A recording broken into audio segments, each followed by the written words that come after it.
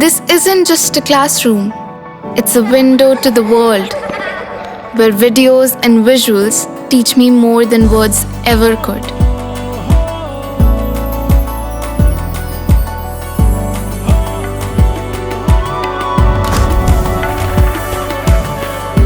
Sinkhania Educational Institute, cultivating knowledge. नमस्कार, आपने देखना शुरू कर दिया है आई इंडिया और मैं हूं डॉक्टर पंकज सिंह गौर। और आई इंडिया के स्टूडियो में आज खास मेहमान आए हुए हैं। आप सभी का परिचय कराते हैं। दरअसल आप हैं डॉक्टर जावेद, जिन्होंने 26 साल यूक्रेन में बिताए हैं और आज हम यूक्रेन के हालातों की आंखों देखा हाल आपको बताएंगे और बहुत सारी वहां की रोचक जानकारियों को साझा करेंगे। तो डॉक्टर साहब, आपका बहुत बहुत स्वागत है। डॉक्टर जावेद मूलतः भारत के और सीतापुर जनपद के रहने वाले हैं, हरगांव के मूल निवासी हैं और यहीं से इनकी शुरुआती शिक्षा दीक्षा हुई। इसके बाद यूक्रेन में आपने वहां से MBBS की पढ़ाई की और फिर काफ़ी दिन तक वहां पर व्यवसाय किया, यानी 26 साल आपने यूक्रेन में बिताए। और जब वहाँ पर यूक्रेन के हालात कहीं ना कहीं बिगड़े तो उसके बाद आपने भारत की तरफ रुख किया और भारत में अभी फ़िलहाल हैं।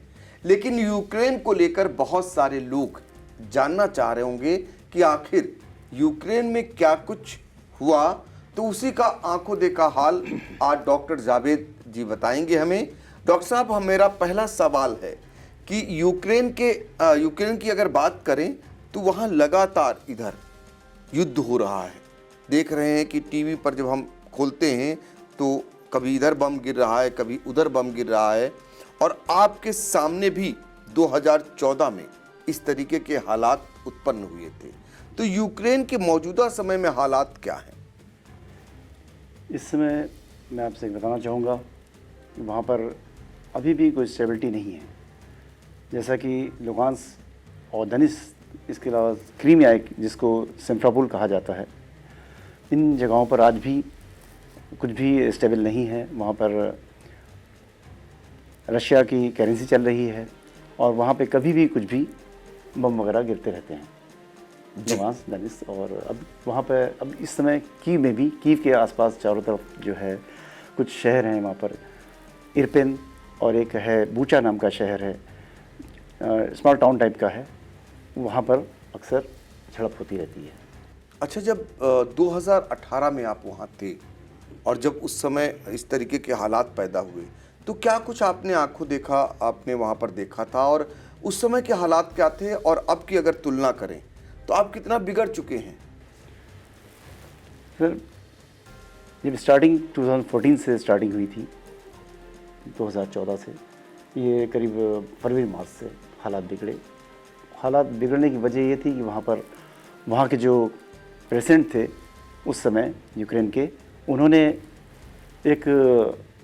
अमेरिकन USA को परमिशन दे दी थी कि लुगांस्क में, दोनेत्स्क में अमेरिकन एयरबेस बनाने की परमिशन, प्लस वो NATO देश में यूक्रेन को जाने के लिए प्रेरित कर रहे थे, बहुत ज़्यादा कि उत्साहित कर रहे थे कि वो NATO में शामिल हो जाए।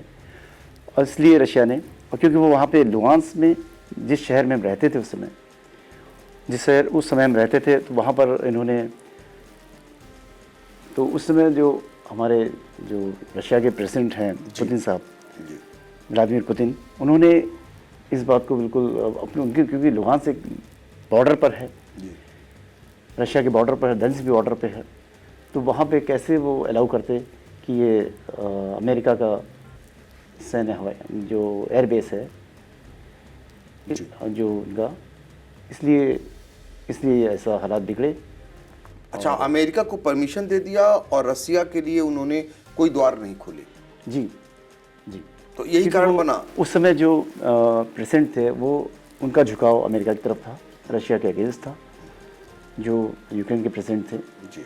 उसके बाद में ये ज़ेलेंस्की आए, इन्होंने भी सेम वही रुख अपनाया।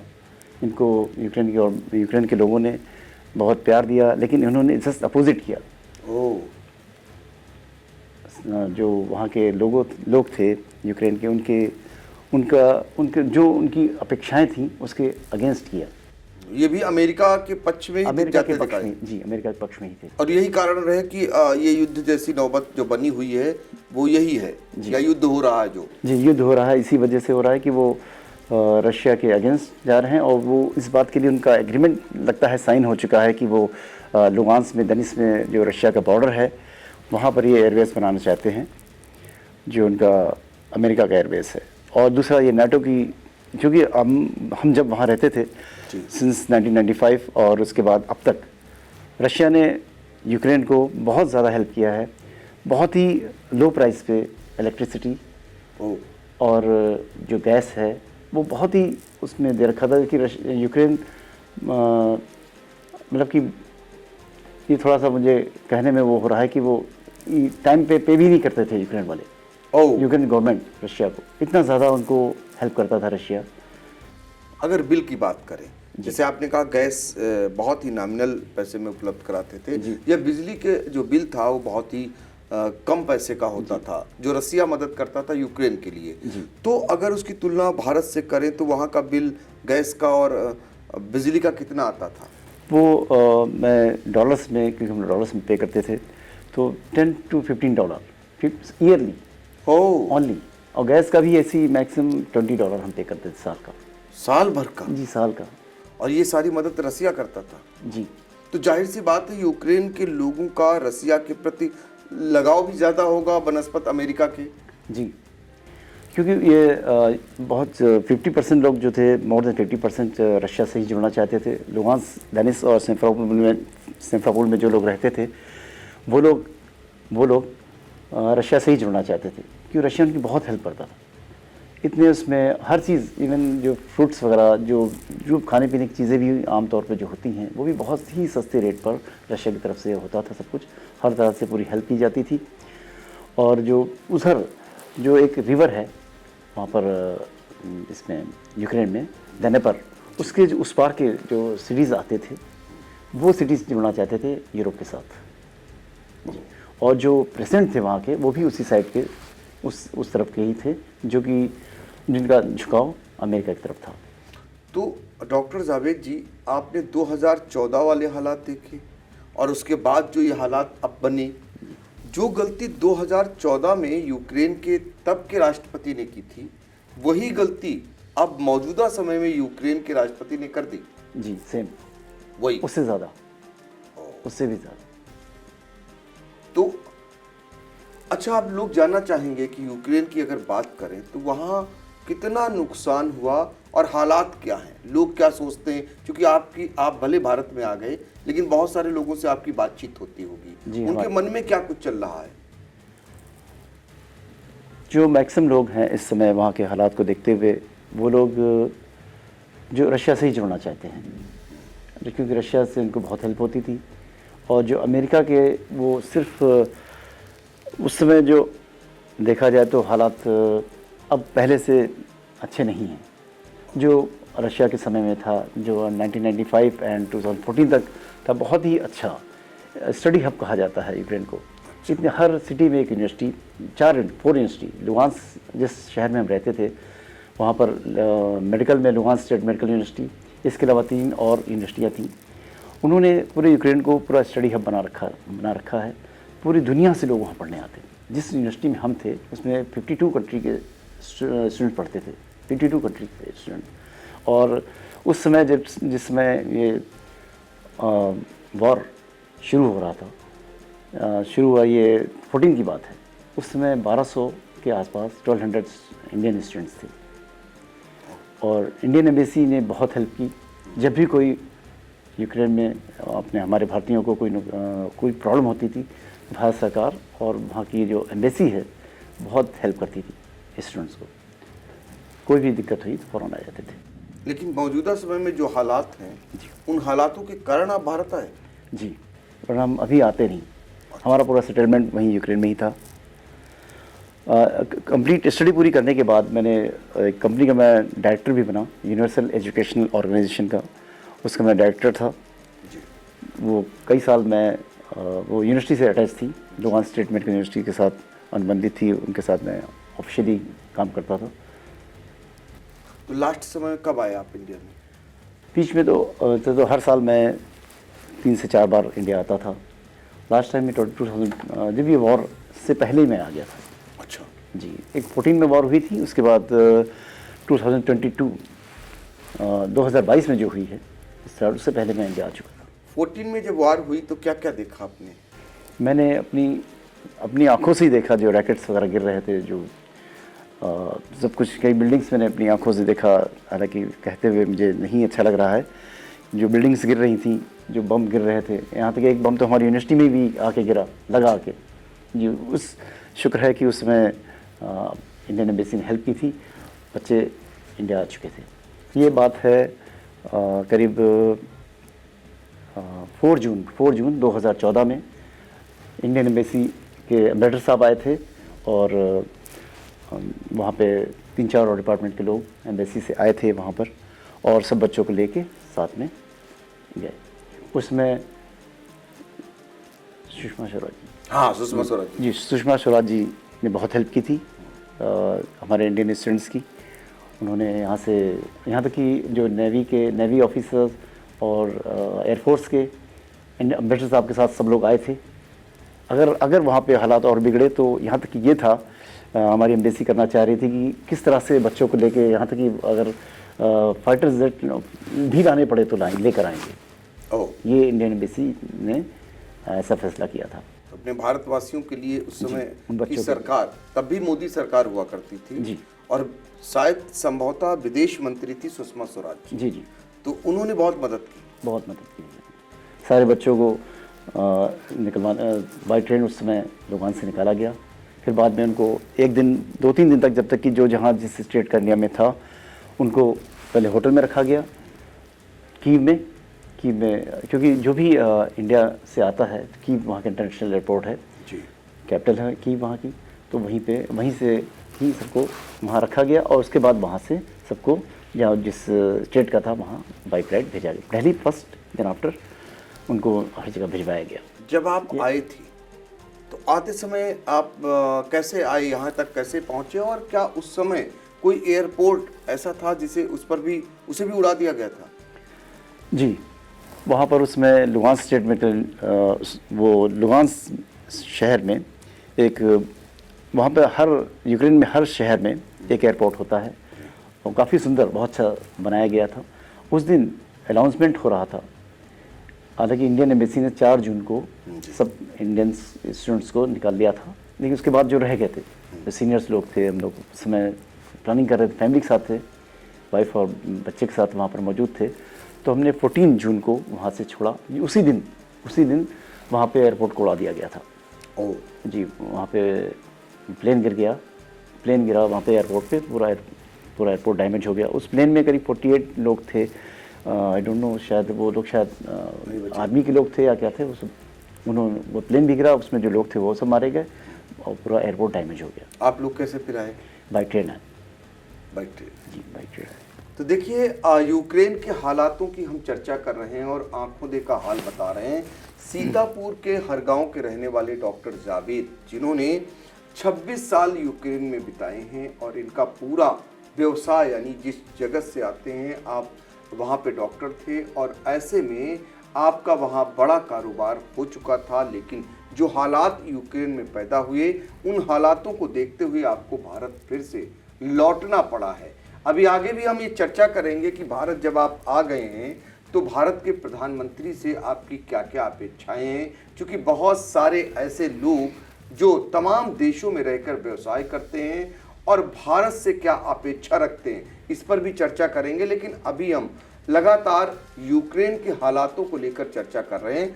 डॉक्टर जावेद जी, यूक्रेन के कौन से ऐसे शहर हैं जहां पर अभी तबाही है, और कौन से ऐसे शहर सुरक्षित हैं आपकी नज़रों में?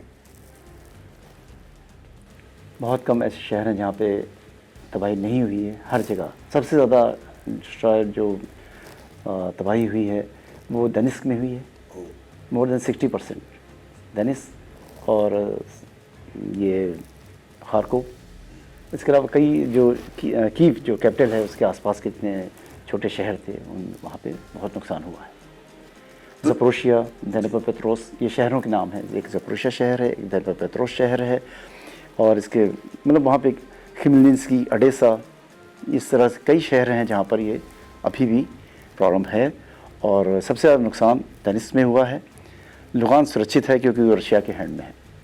और जब हमला होता था जी, तो आप लोगों के हालात, वहाँ जो लोग रहते हैं कैसे बचते थे, कहाँ छुपते थे, क्या हालात बनते थे? वहाँ पे बेसमेंट में जाना पड़ता था। बंकर जैसा? जी, बंकर जैसा बेसमेंट होता है वहाँ पे हर बिल्डिंग के नीचे। अच्छा जी, क्योंकि वहाँ बर्फ़ बहुत ज़्यादा होती है, -22, -30 तक चला जाता है कभी कभी। तो वहाँ पे हर बिल्डिंग के नीचे बंकर टाइप बना हुआ है, बेसमेंट जिसमें बंकर टाइप का बना के रखते हैं, उसमें ही लोग छुप जाते थे। लुगांस्क से भी करीब 14 किलोमीटर दूर एक शास्ती छोटा सा टाउन था, वहाँ तक आर्मी, वहाँ तक जो सारे टैंक खड़े हुए थे। जब हम वहाँ मौजूद थे तो रातों में आवाज़ आती थी कि टैंक्स जा रहे हैं, आ रहे हैं, तो बहुत ज़्यादा ही इस बात का डर लगता था। जब भी कोई कहीं से भी कोई, यहाँ तक कि हमारे लुगांस्क स्टेट मेडिकल यूनिवर्सिटी के जो बिल्डिंग थी, हॉस्टल था, उसमें भी बम आके गिरा।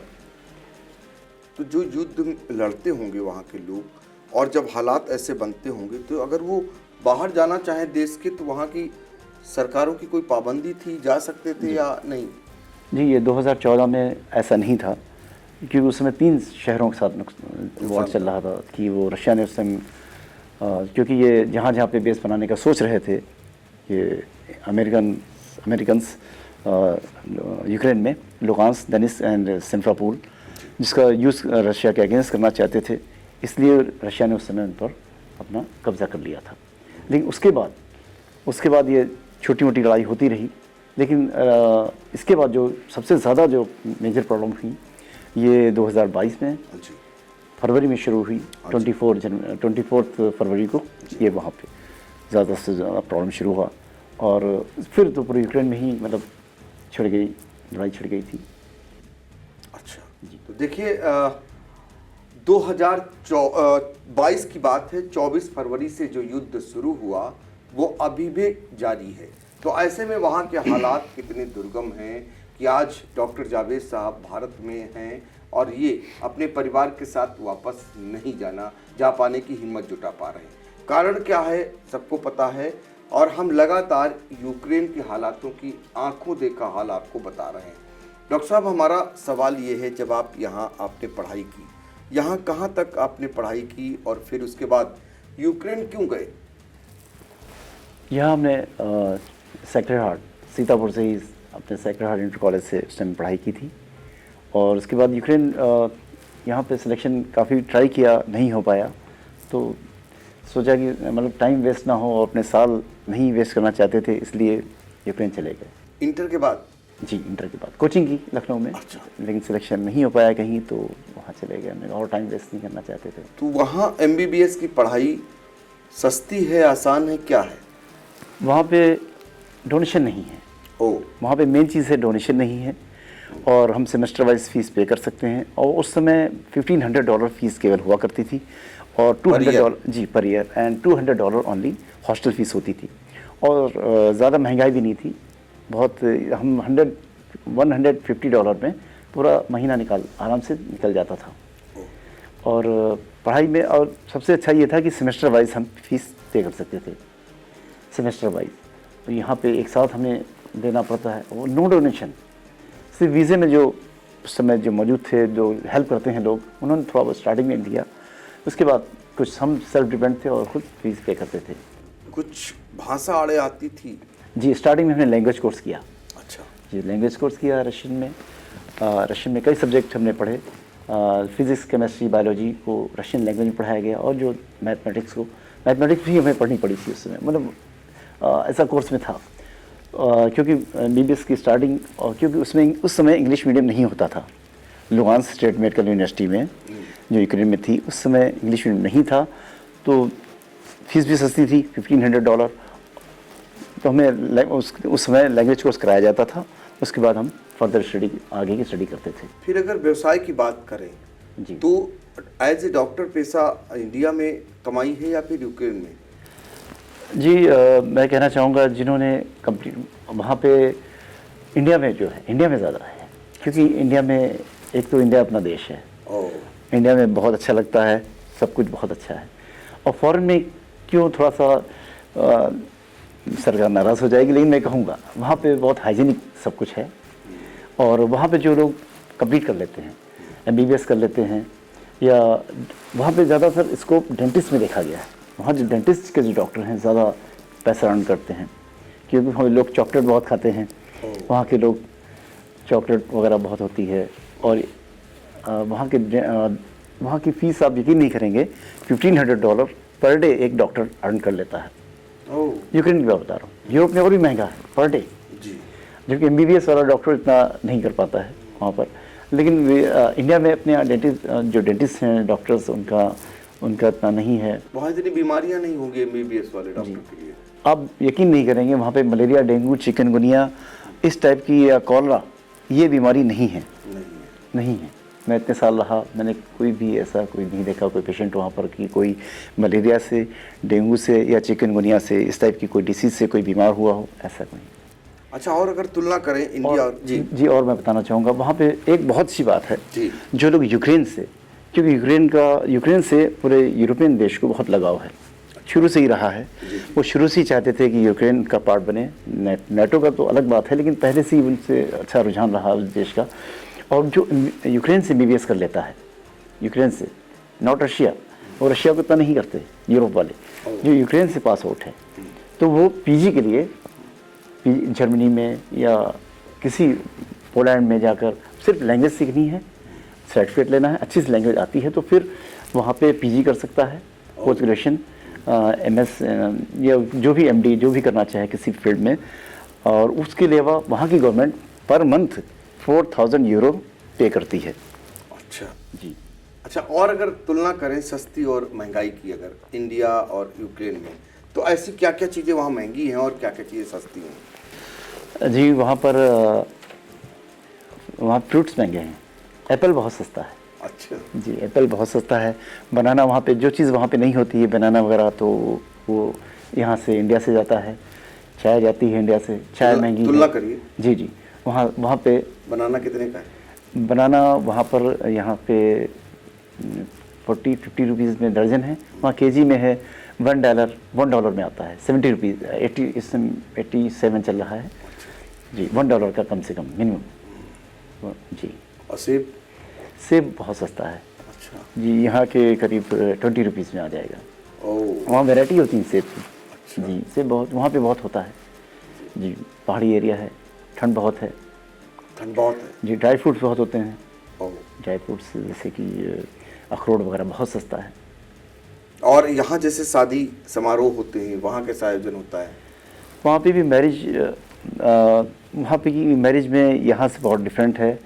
यहाँ से बहुत धूमधाम से अच्छे से होती है, वहाँ पे भी होती है, पर वहाँ पे थोड़ा सा उनका कल्चर अलग है। वो लोग लिविंग रिलेशनशिप में बहुत पहले अपना टाइम स्पेंड करते हैं, देन आफ्टर वो अच्छे से जान लेते हैं एक दूसरे को, कपल्स शादी करने से पहले। तो उसके बाद उनके अरेंज मैरिज होती है। अच्छा, 1 साल साथ रह लेते हैं या 2-3 साल साथ रहे, उसके बाद वो सोचते हैं मैरिज करने का। फिर वो शादी बाद में उसी स्टाइल से होती है जैसे अपने यहाँ, लेकिन उनके बाराती इतने नहीं होते। अच्छा, उनके यहाँ बाराती 15-20 इस टाइप से होता है। और अगर बात करें जैसे जब आपके भी बेटा है जी, तो वहाँ सरकार उनकी शिक्षा के लिए क्या करती है? फ्री, यूक्रेन में एजुकेशन फ्री है जी। और हायर स्टडी के लिए देखिए, कोई इंजीनियर बनना चाहता है या डॉक्टर बनना चाहता है, उसके लिए जी। अच्छा, वो भी कम है, हाफ रेट, नॉमिनल है जी, नॉमिनल। हम फॉरनर्स के लिए, जो वहाँ पे फॉरनर्स थे, उनके लिए फीस डबल है, उनके लिए अपने लोगों की हाफ है जी। और जो कि कंपटीशन बीट करके जाते हैं तो फ्री, इंटर तक फ्री एजुकेशन है। अब आपको क्या लगता है 24 फरवरी 2022 से जो युद्ध वहाँ पर छिड़ा हुआ है, क्या लगता है ये युद्ध, इस पर विराम लगेगा या फिर ये ऐसे ही चलता रहेगा? लोग क्या सोचते हैं? यूक्रेन के, मैं सबसे पहले ये कहना चाहूँगा, यूक्रेन के लोग पहले फर्स्ट डे से वॉर नहीं चाहते थे। जब मैं वहाँ मौजूद था, वहाँ के लोगों से मैं बात करता था, वहाँ के यूक्रेन के लोग बहुत अच्छे हैं, रशिया के लोग भी बहुत अच्छे हैं, यूक्रेन रशिया, अब मैं कहना चाहूँगा आपसे, यूक्रेन में रशिया में ये है कि किसी का फादर रशिया के हैं, किसी के मदर वहाँ की हैं, इस तरह से वो लोग जुड़ाव है। जी, जुड़ाव है। यूक्रेन रशिया का छोटा भाई की तरह है और रशिया यूक्रेन के लोगों को बहुत प्यार करते हैं और कोई उनको नुकसान नहीं पहुँचाना चाहते। ये जो नेटो देश हैं, ये अमेरिका है, ये सिर्फ वॉर सिर्फ इनकी वजह से हो रही है। ना ही रशिया कोई हर्ट करना चाहता है, ना ही रशिया, बल्कि रशिया यूक्रेन के लोगों को बहुत प्यार करता है, आज भी चाहता है कि अगर वो वापस मिलना चाहें यूक्रेन वाले तो वेलकम है। तो यूक्रेन के जो प्रेसिडेंट हैं जेलेस्की, उनके समझ में ये नहीं आ रहा क्या? जी, वो पूरी तरह से, मैं कहना चाहूँगा कि फ्रैंकली कहूँगा, उन्होंने अपने आप को बेच दिया है अमेरिका के यहाँ। वहाँ पे इस अमेरिका का रोल है पूरा। तो यूक्रेन के लोग नहीं लड़ रहे हैं और रशिया यूक्रेन के लोगों को नहीं मार रहा है। जो अमेरिकन लोग और नेटो देशों की जो आर्मी है, यूक्रेन वालों की ड्रेस पहनकर लड़ रही है फर्स्ट डे से। ये वहाँ के प्रेसिडेंट जानते हैं, व्लादिमीर पुतिन बहुत अच्छे इंसान हैं, बहुत अच्छे। वो जो इन शहरों को Luhansk, special Luhansk, Donetsk and Simferopol, Crimea, जो उन्होंने 2014 में अपने अधीन किया था, तो वहाँ के लोगों की रिक्वेस्ट पर कि वो यूक्रेन से यूरोप नहीं जाना चाहते थे, यूरोप नहीं जाना, क्योंकि रशिया उनका बहुत ख्याल, आज भी बहुत, मैं जब वहाँ मौजूद था तो रशिया ने बहुत कुछ फ्री दे रखा है, बहुत कुछ। अच्छा, एक बातचीत आपसे हो रही थी, यूक्रेन में रहने वाले लोग आसपास के देशों में, जैसे इंडिया से जब कोई बाहर आता जाता है तो कितनी मुश्किलें होती हैं, और यूक्रेन से जब आस पड़ोस के देशों में आता जाता है तो वहाँ और यहाँ में क्या अंतर मानते हैं इंडिया के लोग जो वहाँ जाते हैं? जैसे मान लीजिए इंडिया का कोई व्यक्ति दूसरे देश जाना चाहता है जी, तो यहाँ तमाम चीज़ों से उसे गुजरना पड़ता है। जी जी, पासपोर्ट चाहिए तमाम। लेकिन जब यूक्रेन से जाते हैं लोग, आते हैं यूक्रेन तो के वहाँ आसान है। यूक्रेन के जो सिटीजन हैं उनके लिए, हाँ। जी, उनके लिए बहुत आसान है। जो यूक्रेन में रहते हैं उनका ये 2017 में एक रूल आ गया था उस समय, जब ये ऐसे स्टार्टिंग नहीं, जब वहाँ पे वॉर इतना नहीं था, जो 3 शहर को छोड़कर, लुगांस्क, दोनेत्स्क एंड सिमफेरोपोल को छोड़कर बाकी पार्ट में उन्होंने, वहाँ के प्रेसिडेंट ने यूरोप के साथ एक एग्रीमेंट साइन किया था कि वो, मैं बताना चाहूँगा 11 जून 2017 था जी, कि मतलब वो वहाँ पे यूरोप में किसी भी देश में 90 डेज तक विदाउट वीज़ा जा सकते हैं, आ सकते हैं जी। साल में 2 बार यूक्रेन के नागरिक वहाँ पे, यूक्रेन के लोग वैसे भी मतलब उनको वीज़ा इतनी दिक्कत नहीं है और फ्लाइट बहुत सस्ती हैं। यूक्रेन से यूरोप के किसी भी देश में जाने पर $50 $100 के अंदर ही फ्लाइट हो जाता है, इतना सस्ता अच्छा है। तमाम देशों से जैसे आता है कि भारत के लोगों के साथ बर्ताव अच्छा नहीं होता है, यूक्रेन में क्या कुछ ऐसा है? बिल्कुल नहीं, यूक्रेन के लोग इंडियंस को बहुत प्यार करते थे जी, बहुत प्यार करते हैं। मैं 26 ईयर वहाँ रहा, हमारा आज तक किसी से कोई झगड़ा नहीं हुआ वहाँ। हालांकि हर जगह अच्छे बुरे लोग होते हैं, लेकिन यूक्रेन के लोग इंडियंस को बहुत प्यार करते हैं, बहुत प्यार करते हैं। मुझे बहुत प्यार मिला। मैं बहुत, आज मैं जो हूँ आपके सामने, यूक्रेन में, हालांकि मेन इंडिया का है, लेकिन यूक्रेन में जो मैं रहा और वहाँ के लोगों को देखा, उन्होंने बहुत सम्मान और बहुत प्यार दिया। अच्छा, अभी मौजूदा समय में क्या यूक्रेन में अभी भी भारतीय लोग हैं? जी, ये 2000 जब से युद्ध शुरू हुआ है, बहुत से अपनी भारत सरकार सबको लेके आ गई है। शायद कुछ लोग होंगे, क्योंकि इस समय वहाँ पे रहना ठीक नहीं है। इंडिया ने बेसिक गाइडलाइंस जारी की थी, जो लोग हैं वहाँ चले जाएं। हम मतलब कि जो वहाँ पे यूक्रेन में 18 शहर हैं, 18 शहर, जस्ट लाइक लखनऊ जैसे अच्छे अच्छे शहर, सारे ही बहुत खूबसूरत। कीव बिल्कुल मुंबई जैसा है, मुंबई जैसा, दिल्ली जैसा खूबसूरत, और सारे शहर बहुत ही खूबसूरत हैं। जो जाता है वहाँ पे, और क्योंकि वहाँ पे बहुत स्कोप है, बहुत ज़्यादा काम कर सकते हैं, बहुत सारे इन्वेस्टर हैं जो वहाँ पे इन्वेस्ट कर रहे हैं। इंडिया से गए हैं, इंडिया के लोग वहाँ बहुत अच्छे प्रोग्रेस में हैं। और लक्ष्मी मित्तल जी, मैं बताना चाहूँगा, मैं वहाँ पे इंडिया के लक्ष्मी मित्तल जी ने एक फैक्ट्री खरीदी थी कीव में। अच्छा जी, स्टील प्लांट, जो बहुत सक्सेसफुल रहा और इंडिया के लिए बहुत अच्छा रहा, बहुत। अच्छा, 26 साल पहले जब आप गए थे इंडिया से, तो आपके साथ ग्रुप होगा कोई भारतीयों का? जी, मेरे साथ सेक्रेड हार्ट मेरे दोस्त धीरज तिवारी, जो कि यहीं सीतापुर के ही हैं, डॉक्टर हैं? जी डॉक्टर हैं, वो थे। और मोहित अग्रवाल बरेली से, आशीष मेहरोत्रा शाहजहाँपुर से, विनीत मेहरोत्रा शाहजहाँपुर से, और आशीष सक्सेना, अनुराग अग्रवाल, ये सब, उपेंद्र अवस्थी, इस तरह बहुत सारे लोग थे। और हमारे साथ यूसुफ खान भोपाल से, आशीष डोडानी भोपाल से, महेश लिशवानी भोपाल से, एक ऐसे बहुत सारे, जितिन पलारिया झांसी से, ये सब हमारे साथ पढ़ते थे, हमारे बैचमेट साथ में थे। आप वहाँ गए, आपने वहाँ व्यवसाय किया, आप वहाँ पे जमे, लंबे समय तक रहे, लेकिन भारतीय संस्कृति जो थी उसको नहीं छोड़ा। आप जब आए तो शादी यहाँ की? जी, मैं अपनी पढ़ाई पूरी करने के बाद मैंने वहाँ पर MBBS किया, फिर वहीं पे मैंने PG ऑर्थोपेडिक में किया, फिर PhD भी की, पर थीसिस क्लियर नहीं की कि वो थोड़ा सा टाइम नहीं हो पाया। इस बीच पॉट चढ़ गया तो मैं थीसिस क्लियर नहीं कर पाया।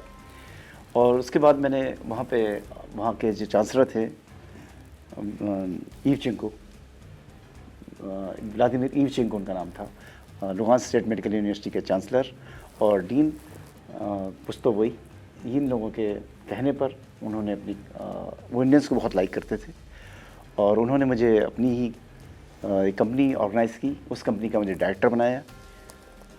यूनिवर्सल एजुकेशनल ऑर्गेनाइजेशन कंपनी का नाम था, जिस कंपनी में मैं डायरेक्टर था, क्योंकि वो चाहते थे कि उन्हीं के ही स्टूडेंट जो वहाँ पास आउट है, और क्योंकि वो बहुत पसंद करते थे, और उनके ही अंडर मैंने PG की, पोस्ट ग्रेजुएशन किया ऑर्थोपेडिक से, और आगे PhD भी उनके ही अंडर में की। हमारे वो पहले डीन थे, देन आफ्टर वो वाइस चांसलर बने, फिर चांसलर बन गए। उनके वो हमें मतलब इंडियंस को और अपने बेटे की तरह समझते थे। उनके 2 बेटे थे, वो भी ऑर्थोपेडिक सर्जन थे, PhD कर रहे थे, तो उनके साथ ही मैंने कंप्लीट किया था। वो इंडिया भी आना चाहते थे। ओह जी, इस बीच ये वॉर हो गया। लेकिन मेरा सवाल ये था कि आप इतना समय यूक्रेन में बिताया, और आपने जो भारतीय संस्कृति थी, शादी आप लोगों ने भारतीयों से ही ज़्यादातर किया, आपका ग्रुप जो था? जी, मेरे सारे दोस्तों ने शादी इंडिया में ही की। वहाँ पर मैं थोड़ा सा कहने में असहज हो रहा हूँ, वहाँ का कल्चर डिफरेंट है। वहाँ की गर्ल्स इंडिया में रहना बहुत मुश्किल है, उनका रह पाना। उनको AC गाड़ी चाहिए, AC कार होनी चाहिए, AC घर होना चाहिए, और मतलब कि वो फ्री माइंडेड होती हैं, वो कपड़े थोड़ा सा कम पहनती हैं, और हम लोग ऐसे कल्चर के नहीं हैं। हम इस तरह से उनके, इसलिए हमने India is the best for marriage, east and west, India is the best. मैं यही कहना चाहूँगा, जो इंडियन गर्ल्स हैं बहुत अच्छी हैं, और वो लॉन्ग लाइफ साथ रहती हैं। ये फॉरेनर्स की जो गर्ल्स हैं, इनका ये है कि वहाँ पे डिवोर्स बहुत है। जब तक कुछ ऐसी बातें मैं कह नहीं सकता कैमरे पे। जी देखिए, डॉक्टर जावेद ने एक बड़ा संदेश दिया है। जो लोग विदेशों में गए हैं, और डॉक्टर जावेद 26 साल यूक्रेन में आपने बिताए, उसके बावजूद भारतीय संस्कृति से ही ओतप्रोत रहे। आप इसका अंदाज़ा लगा सकते हैं कि वहाँ आपने व्यवसाय किया, लेकिन अपना जो जीवन का पूरा एक जीवन संगिनी जिसे बनाना था, वो भारतीय परिवेश में ही आकर के इन्होंने बनाया। क्योंकि यहाँ की जो संस्कृति है वो आपको हमेशा रास आती है। तो ये एक संदेश है उन लोगों के लिए जो विदेश जाते हैं, और विदेश जाने के बाद यदि वहीं के होकर रह जाते हैं, तो फिर भारत का प्रेम उनका कहाँ बचता है। लेकिन डॉक्टर जावेद ये संदेश दे रहे हैं कि वो भारतीय हैं, भारतीय रहेंगे, और भारत की संस्कृति में ही वो विश्वास रखते हैं। मेरा आखिरी सवाल डॉक्टर जावेद साहब से ये है कि प्रधानमंत्री नरेंद्र मोदी जी से आप क्या अपेक्षा रखते हैं?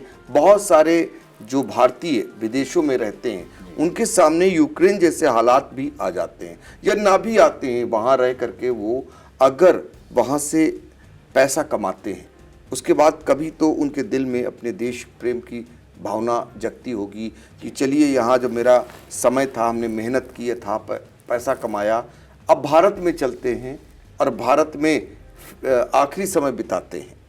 तो ऐसे में प्रधानमंत्री जी से आप लोगों की अपेक्षाएं क्या रहती हैं, उनसे मांग क्या रहती है? जी, सबसे पहले मैं कहना चाहूँगा हमारे मोदी जी के बारे में। मोदी जी बहुत अच्छा कर रहे हैं, जो भी कर रहे हैं बहुत अच्छा कर रहे हैं, और जो मेरे फ्रेंड्स हैं, डॉक्टर्स हैं, जो इंजीनियर्स फ्रेंड हैं, जो फॉरेन में हैं, अमेरिका में हैं, यूरोप में हैं और रशिया में हैं, उन सब के लिए मैं कहना चाहूँगा कि वो हमारे माननीय प्रधानमंत्री मोदी जी से उन सब की तरफ से मैं रिक्वेस्ट करना चाहूँगा कि जो वहाँ पे पैसे अर्न कर रहे हैं, जो यहाँ से गए पढ़ लिख कर वहाँ उन्होंने अपने आप को इस काबिल बनाया और बहुत ही हार्ड वर्क करके, अपने बहुत ही मेहनत करके उन्होंने पैसा अर्न किया। मैं मोदी जी से ये कहना चाहूँगा, भारत सरकार से कहना चाहूँगा कि जितने फॉरेनर्स हैं जो वहाँ पे पैसे, वो मेरे कई दोस्तों से बात होती है उन सब से, वो चाहते हैं कि इंडिया में एक उनके लिए एक थोड़ा इजी उनके लिए किया जाए टैक्स सिस्टम और उनको वेलकम किया जाए। वो मैक्सिमम 90% इंडियंस जो हैं इंडिया में ही इन्वेस्ट करना चाहते हैं। वो सारा पैसा जो कमाते हैं वो चाहते हैं यहीं पर उनका सब हो। जैसे मैं ही वहाँ से करके आया, मैं चाहता था कि मैं जब ठीक से पैसे कमा लूँ तो इंडिया में आके अपना नर्सिंग होम डालूँगा, ऐसा करूँगा। ये मेरी सोच थी। इंडिया इज़ द बेस्ट, मेरी यही सोच थी। इंडिया मेरे लिए फर्स्ट है। मैं भले ही कितने साल वहाँ रहा, मेरे पेरेंट्स, मेरा होम टाउन, मेरा सब कुछ यहीं पर है। इसीलिए मैं अपने बेटे को भी, जबकि मेरा बेटा सिटीज़न ऑफ यूक्रेन, यूक्रेन का ही सिटीज़न है और उसको मैं प्राइमरी एजुकेशन जो इंटर तक पढ़ा है मैं इंडिया में ही पढ़ाना चाहता हूँ। इंडिया के संस्कार सीखे, इंडिया की तरफ, फिर बाद में फर्दर स्टडी के लिए यूरोप जाएंगे। मेरा बेटा भी बाहर पढ़ने जाएगा। लेकिन इकोनॉमिकल मैं मोदी से कहना चाहूँगा कि जो जितने विदेश में लोग हैं, ख़ासकर जो पढ़ने गए, पढ़कर वहाँ पे स्टेब्लिश हुए हैं, वो सब ऐसा नहीं कि सारे लोग मैं ये माफ़ी चाहता हूँ कहते हुए कि काला धन इस टाइप को, वो लोग बहुत मेहनत से पैसे अर्न किए, वो इंडिया लाना चाहते हैं। सही बात। विदेश से पैसा इंडिया लाना चाहते हैं, तो उनको लिए कुछ, बल्कि होना ये चाहिए जितना भी अपने देश में पैसा आए वो तो अच्छी बात है। और वो सब बहुत मेहनत से हार्ड वर्क करके बेचारे कमाते हैं। जैसे कि एक रूल बीच में 2016 में आया था, सरकार ने एक FATCA फट का रूल किया था, लाए थे। तो इससे मेरे कुछ फ्रेंड्स जो बाहर, हम लोग आपस में बात करते रहते थे, न्यूयॉर्क में हैं, फॉरेन में हैं, तो यूरोप में भी, तो वो इस रूल से बहुत प्रभावित हुए कि वो उनके कुछ फ्लैट थे दोस्तों के मेरे चंडीगढ़ ये गुड़गांव में। तो उन्होंने, क्योंकि ये रूल ऐसा बनाया गया कि जो भारत के जो नागरिक हैं या अमेरिका में इन्होंने ग्रीन कार्ड ले रखा है, इस तरह से, उस समय की बात बता रहा हूँ 2016 की, ग्रीन कार्ड ले रखा है और उनकी संपत्ति इंडिया में थी, तो उसमें ये रूल पास हुआ था कि भारत सरकार अमेरिकन सरकार को ये बताएगी कि उनकी कितनी संपत्ति है जी। या किसी भी देश में इस तरह से, शायद यूएई के लिए भी इस तरह रूल पास हुआ था। यूएई की सरकार उतना वो नहीं है। तो इस वजह से बहुत नुकसान हो रहा है हमारे देश को। जो लोगों ने FD करना वहाँ देशों में शुरू कर दिया। 2016 में एक डिसीजन आया था नोटबंदी का, तो लोग थोड़ा सा डर गए थे। तो उन्होंने अब इस तरह से अगर रूल चेंज होते रहे तो लोग डर की वजह से पैसे नहीं भेज पाएंगे, या तो मैक्सिमम लोग FD या प्रॉपर्टी विदेशों में ही खरीद रहे हैं। इस समय ये नुकसान हो रहा है अपने देश को। इसलिए मैं कहना चाहूँगा, जितने विदेश में हैं, बहुत से अच्छे लोग हैं जो भारत से प्यार करते हैं, भारत को, अपने इंडिया को प्यार करते हैं और यहाँ पर पैसा लाना चाहते हैं, प्रॉपर्टी खरीदना चाहते हैं। जैसे कोई अपना हॉस्पिटल खोलना चाहता है, कोई कॉलेज खोलना चाहता है, कोई कुछ सरकार के सहयोग करना चाहता है। मतलब बहुत सारी चीज़ें हैं जो गवर्नमेंट की हेल्प से करना चाहते हैं। मैं चाहता हूँ कि उनकी तरफ थोड़ा ध्यान देना चाहिए। बहुत सही। आपकी मांग है कि जो लोग भारत के विदेशों में रहकर, अगर उन्होंने मेहनत कर पैसा कमाया है और उसके बाद वो पैसा भारत में लाकर, भारत में रहकर व्यवसाय कर आगे बढ़ना चाहते हैं और विदेशी पैसे को भारत लाना चाहते हैं, यानी विदेश में रहकर जो कमाई की है उसको भारत में लाकर और व्यवसाय के सहारे देश की तरक्की करना चाहते हैं। इसके लिए प्रधानमंत्री नरेंद्र मोदी जी को कुछ सोचना चाहिए, कुछ करना चाहिए। ये मांग है इन लोगों की। हम उम्मीद करेंगे कि एक ना एक दिन इनकी बात प्रधानमंत्री मोदी जी तक पहुंचेगी और वो इस मामले को लेकर जरूर आपके हित में कोई कदम उठाएंगे। फिलहाल आपने यूक्रेन के हालातों को लेकर डॉक्टर जावेद की आंखों देखी बहुत सारी बातों को लेकर आपने आज आई इंडिया से साझा किया। डॉक्टर साहब, आपका बहुत बहुत शुक्रिया।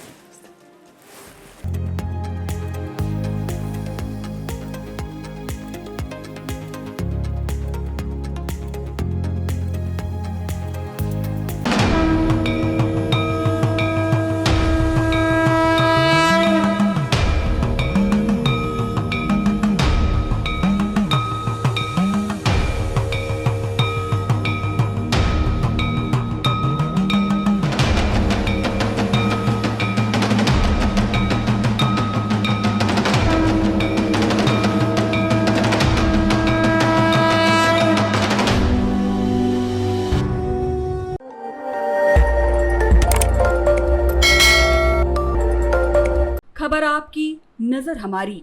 देखते रहिए आई इंडिया।